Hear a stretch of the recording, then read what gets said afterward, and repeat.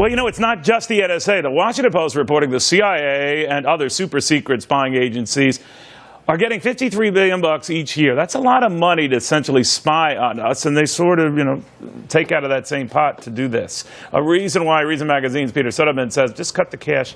Now, the problem, Peter, with that is easier said than done. These agencies can always come back and say, well, you take money from us, it's all on you. Go ahead. What do you think?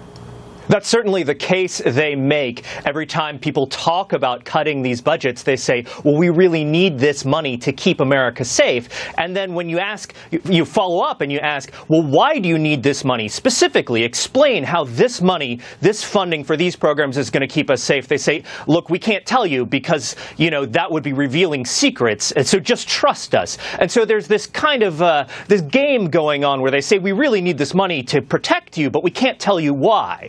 You know what I worry about, Peter, and I know this sounds crass. I'll just try to explain it in a way that maybe doesn't sound crass. But a crisis like what's going on in Syria emboldens these guys. And they say, see, we got this Syrian electronic army that's shutting down all these powerful American sites. And if you want them to keep doing it, well, all right, keep chasing us. And I worry that has the flip effect.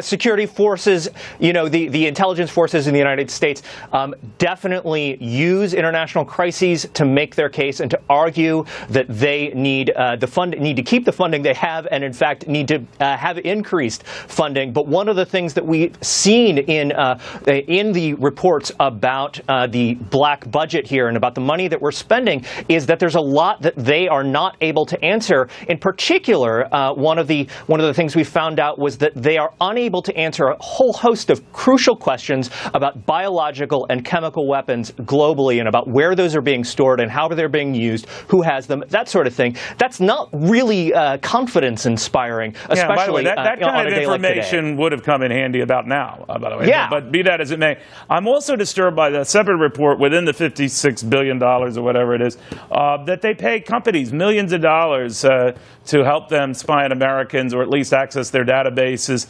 Small salve, I guess, to these companies that might say they're offended by it, but sort of like a modern-day Judas, they take the money and do it.